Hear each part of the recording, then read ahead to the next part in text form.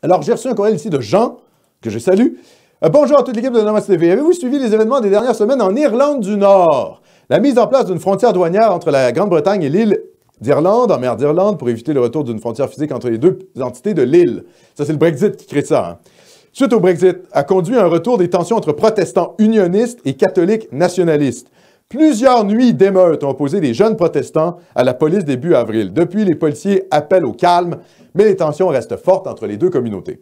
Pensez-vous que cela puisse conduire à nouveau à une guerre civile comme dans les années 70 à 90? J'ai l'impression que la situation tendue ne prendra jamais fin en Irlande du Nord, même s'il s'agit de deux groupes européens, irlandais catholiques et protestants d'origine écossaise et anglaise. D'après les statistiques ethniques légales au Royaume-Uni, 98% de la population nord-irlandaise est blanche. La question ethno-religieuse reste prégnante dans la province, bien à vous, Jean. Alors, en effet, j'ai lu les articles et en fait, ce que ça fait, c'est qu'il y a maintenant une espèce de barrière douanière entre l'Irlande du Nord, qui appartient encore au Royaume-Uni, et finalement les îles britanniques, c'est-à-dire au fond la Grande-Bretagne. La Grande-Bretagne, qu'est-ce que c'est? C'est l'Angleterre, le Pays de Galles et l'Écosse. Et le Royaume-Uni, c'est la Grande-Bretagne plus l'Irlande du Nord. Donc en fait, le Brexit a créé une espèce de frontière à l'intérieur du Royaume-Uni et c'est ce qui choque beaucoup les unionistes irlandais, donc les protestants d'Irlande du Nord. Écoutez, on va voir comment ça va se dérouler. Je suis assez convaincu que finalement, ils vont réussir à trouver une entente. Ultimement, est-ce que ça va déboucher sur une guerre civile? Je ne suis pas assez connaisseur de la situation en Irlande du Nord pour avoir une opinion claire là-dessus. Ce qui est sûr, et c'est là qu'on voit que les questions de tension nationale qui existent en raison de l'histoire ne peuvent pas être niées simplement parce qu'on est une population racialement homogène. C'est-à-dire que ce qui crée des tensions, c'est aussi la conscience nationale.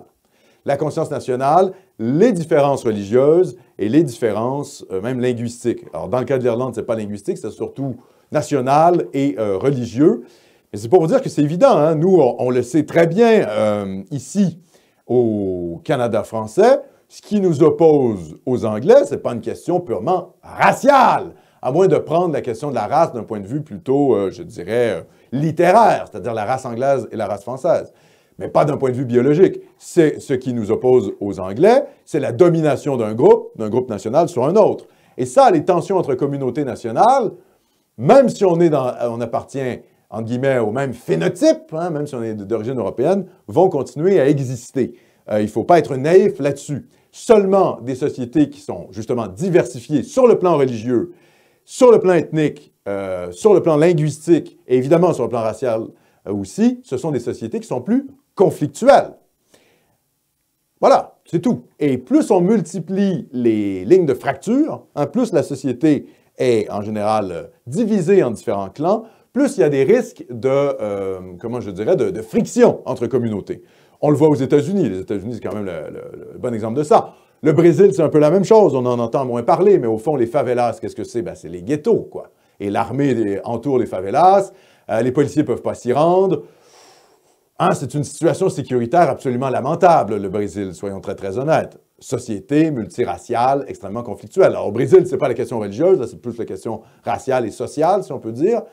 Au Liban, c'est la question religieuse, vous voyez. Donc, les sociétés qui sont les plus diversifiées, en général, sont les plus conflictuelles.